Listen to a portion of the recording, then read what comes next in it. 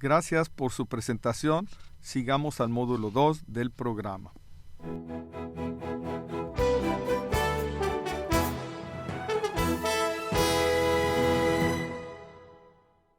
Existen muchas fuentes del estrés en el trabajo que afectan la productividad, el desempeño y el bienestar. Algunas de estas fuentes están bajo el control del empleado y algunas otras están más bajo el control de la organización y sus líderes. De hecho, el control del empleo o el grado de autonomía que se le da a un empleado en su puesto es en sí un importante predictor de menor estrés laboral. En este módulo se introduce un modelo funcional de estrés que incluye e ilustra dos contextos para el manejo efectivo del estrés: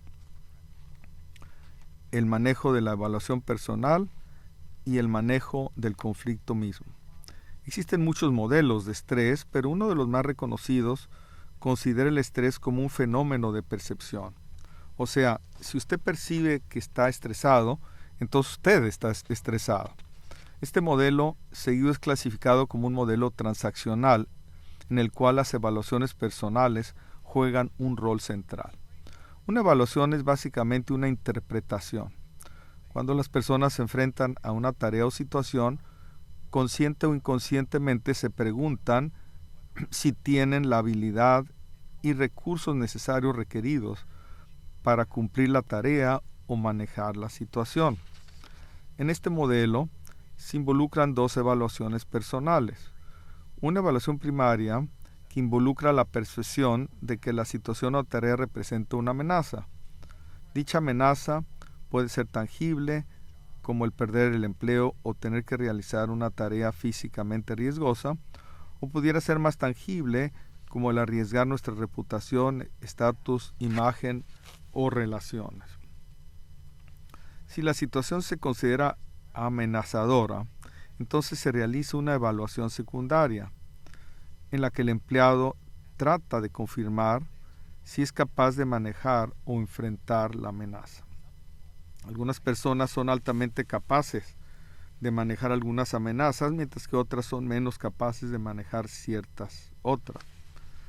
Lo importante aquí es la evaluación subjetiva de la persona. Por ejemplo, muchas personas son capaces de dar un discurso en público, pero si no se perciben ser capaces, entonces experimentarán estrés. En este modelo de estrés, entonces, tanto la percepción de la amenaza y la percepción de nuestra propia habilidad para manejar la amenaza interactúan para determinar qué tan estresante será una situación. Algunas personas no ven ninguna amenaza cuando deben de ver una, y otras ven una situación amenazadora cuando no deben, con base en las habilidades reales de la persona y las amenazas reales de la situación. Claramente, los factores que primero reducen las implicaciones amenazantes de la situación o tarea y segundo, llevan a la persona a percibir mayor habilidad para manejar la situación competentemente, tienden a reducir el estrés. Los gerentes pueden alterar las implicaciones amenazantes de las tareas vía instrucciones o explicaciones que enfaticen que los empleados tendrán oportunidad de aprender, de fracasar para poder aprender y que hay planes de contingencia que minimizarán los errores que se cometan. Los empleados pueden manejar sus evaluaciones personales mejor buscando oportunidades para elevar su autoeficacia o su confianza de tener la habilidad para negociar con éxito la tarea o situación. La autoeficacia puede reforzarse vía la autoinstrucción, la capacitación, observación, preguntando a otros que ya dominan la tarea y vía ciertos hábitos mentales de autorreforzamiento. Algunos de estos hábitos mentales serán considerados más adelante. El modelo de evaluación de estrés representa una explicación de cómo experimentamos el estrés a nivel individual, ya sea generado por demasiadas exigencias tecnológicas o de información, o por solo enfrentar situaciones o tareas de reto. Hasta ahora, pudiera parecer que el estrés es principalmente un fenómeno psicológico. Sin embargo, mucho del estrés laboral proviene de una variedad de encuentros y situaciones que intrínsecamente involucran interacción y comunicación con los demás.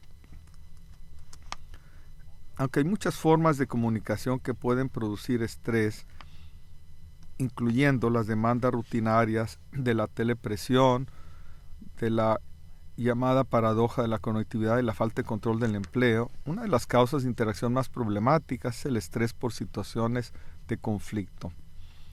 Estas situaciones de conflicto seguido requieren que el estrés se maneje no solo por nuestra evaluación del estrés, sino manejando más competentemente la fuente misma del estrés, que es el conflicto en sí. El conflicto tiene muchas formas. Por ejemplo, el conflicto interpersonal es una lucha que involucra partes interdependientes que perciben que la otra parte está interfiriendo con el logro de su propia meta. Dichos conflictos surgen cuando usted intenta realizar alguna tarea o objetivo y percibe que alguien más interfiere con su habilidad para lograr el resultado deseado. Aunque comúnmente pensamos que estos conflictos involucran cosas tangibles, como un aumento de salario, la realización de alguna tarea de proyecto o la organización de una reunión, los conflictos siempre involucran también metas intangibles, tales como proteger nuestra apariencia o proyectar una imagen deseada. Un segundo tipo de conflicto que está muy relacionado al estrés laboral es el conflicto de rol. Este ocurre cuando algo que tenemos que realizar en el trabajo interfiere con metas o actividades asociadas con algún otro rol que tenemos que realizar. Dos tipos comunes de conflicto de rol son el llamado trabajo emocional y el conflicto trabajo-familia. El trabajo emocional en general se refiere al caso en que un empleado debe expresar o actuar con ciertas emociones ante los demás, ya sea colegas de trabajo o clientes, aun cuando ese empleado no siente genuinamente esas emociones.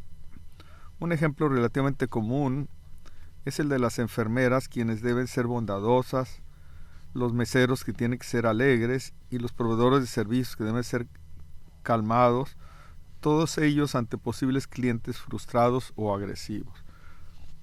Esta expresión emocional forzada representa una frustrante exigencia emocional en el trabajo que requiere esfuerzo constante, concentración, paciencia, autocontrol y relativa supresión no natural de nuestro estado emocional real en el trabajo. Este esfuerzo emocional contribuye a un sentido de falsa representación e identidad y por consiguiente a menor satisfacción laboral, mayor estrés, fatiga emocional, agotamiento y rotación en el empleo. El conflicto trabajo-familia ocurre cuando las expectativas o actividades en el trabajo interfieren con las metas en el hogar, con la familia o viceversa. Es decir, el trabajo puede interferir con familia y la familia con el trabajo.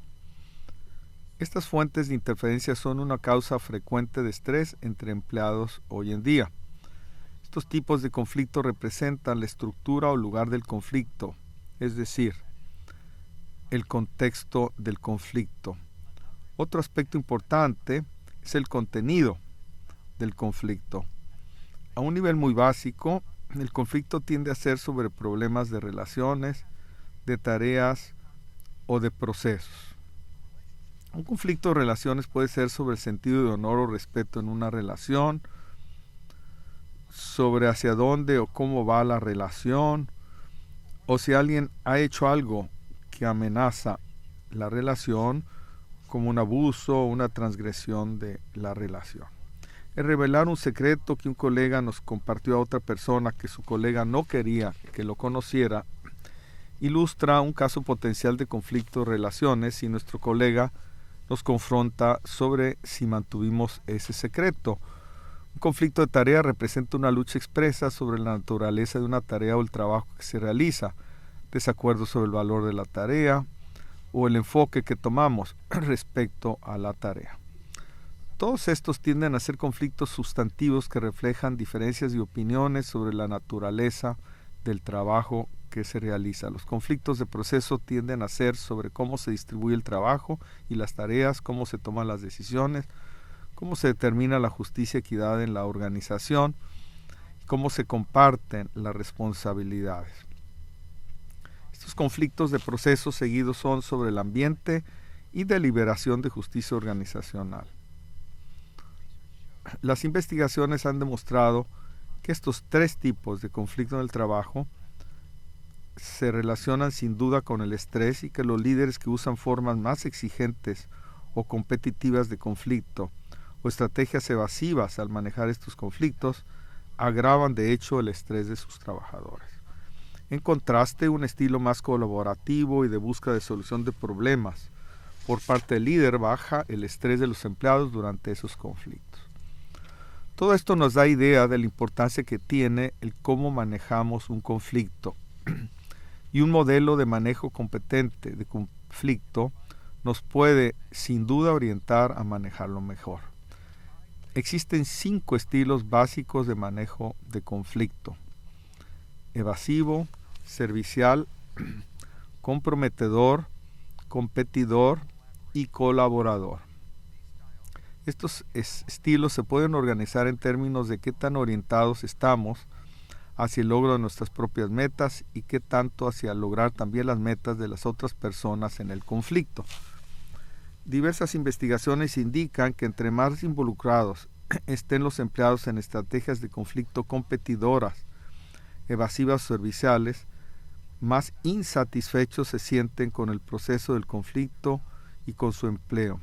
Y es más probable que con el tiempo éste se convierta en una experiencia disfuncional y de fracaso.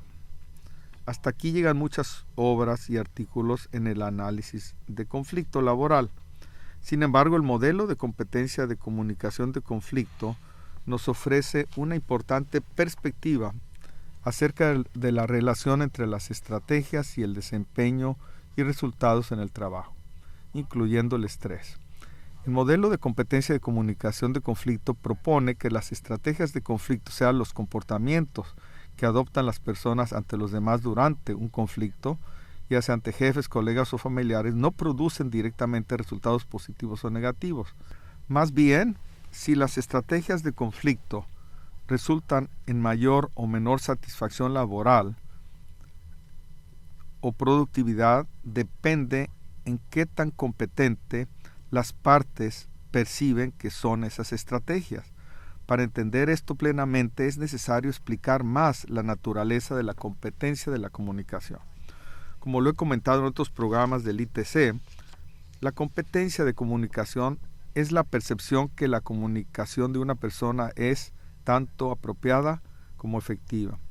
El término apropiado significa aquí que el comportamiento de la persona fue legítimo, adecuado a la situación y no violando reglas relevantes.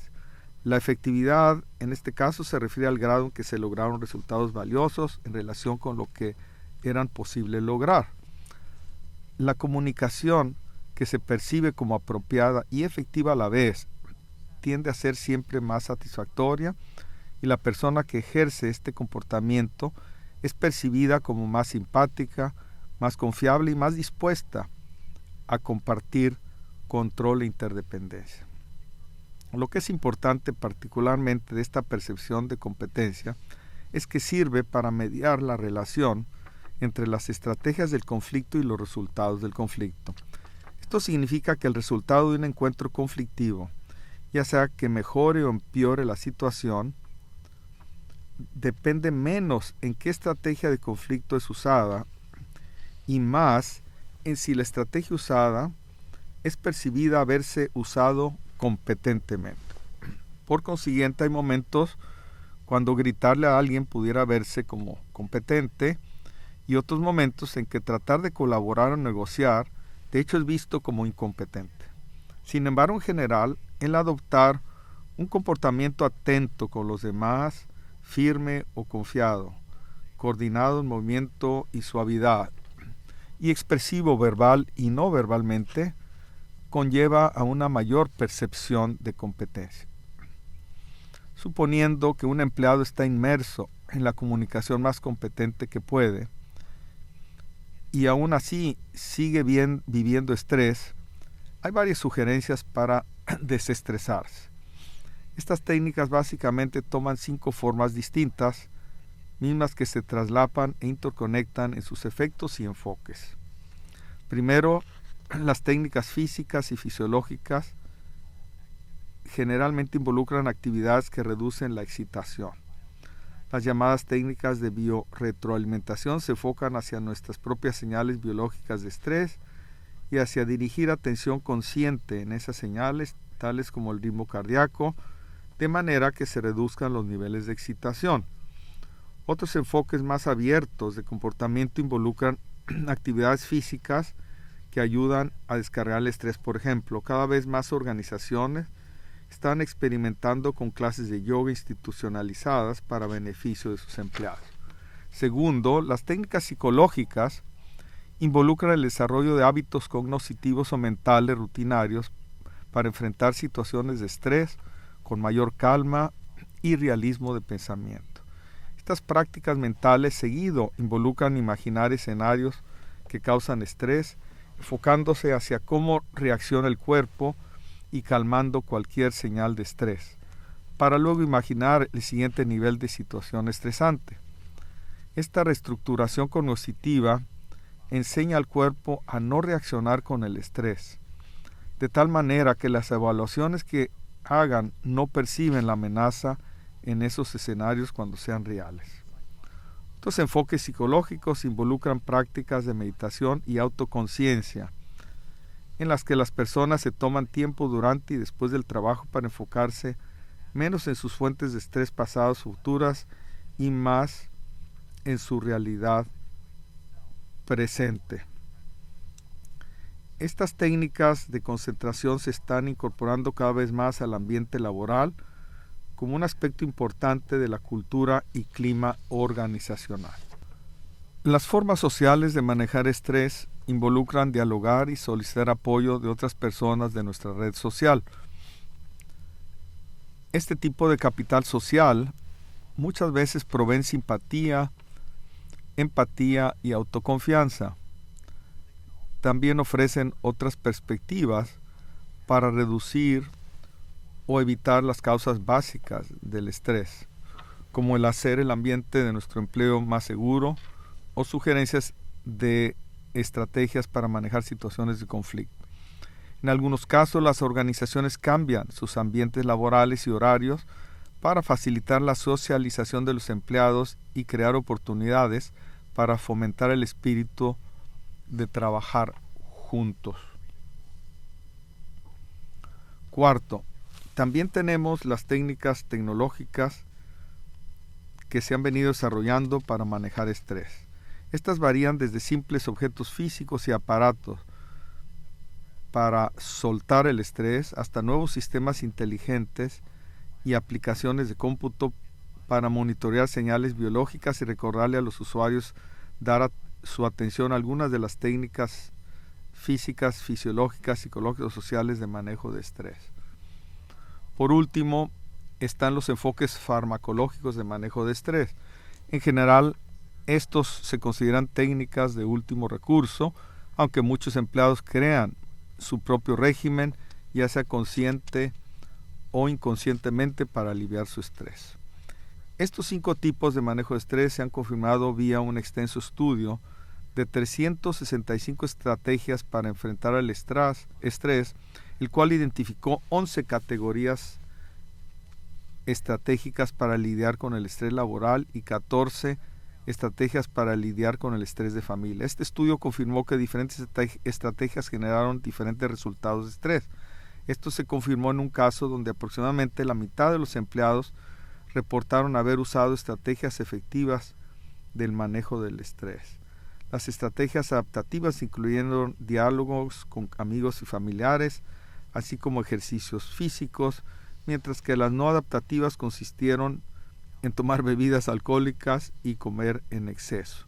El estudio concluyó que el estrés no solo es producto del ambiente de trabajo, sino que se agrava con la adopción de estrategias no adaptativas. Es decir, los enfoques incompetentes de lidiar con estrés pudieran en realidad aumentar ese estrés. Una advertencia final a considerar con respecto al estrés en nuestro ambiente laboral. Es generalmente aceptado que el estrés evolucionó como un mecanismo biológico de adaptación. Nos prepara para una posible lucha o reto. Es importante recordar que la meta final de administrar ese estrés no es eliminarlo, sino manejarlo. En general, teoría e investigaciones tienden a confirmar que muy poco o demasiado estrés es disfuncional para el desempeño, pero un nivel de estrés bajo y moderado es un factor importante para impulsar el desempeño de las personas, especialmente en tareas de comunicar, como en el caso de hacer presentaciones a grupos o al público. Este estrés es una valiosa fuente potencial de energía y carisma cuando se hace necesario. El ambiente de trabajo está evolucionando más rápidamente de lo que nuestra especie puede adaptarse. En muchos aspectos, el exigente nuevo mundo del trabajo moderno nos presenta retos cada vez más complejos. En su esencia, sin embargo, este ambiente de trabajo es todavía un lugar donde buscamos protección, seguridad, estatus, compañía y autorrealización. El medio principal por el cual logramos estos fines es la comunicación, y la competencia con la que abordamos esa comunicación define si los estreses que enfrentamos nos angustian o solo nos recuerdan qué tan vivos estamos. Desarrollemos la competencia de comunicación en nuestras organizaciones para lograr manejar nuestro estrés con efectividad, mejorar nuestra productividad y fortalecer nuestro bienestar colectivo. Muchas gracias.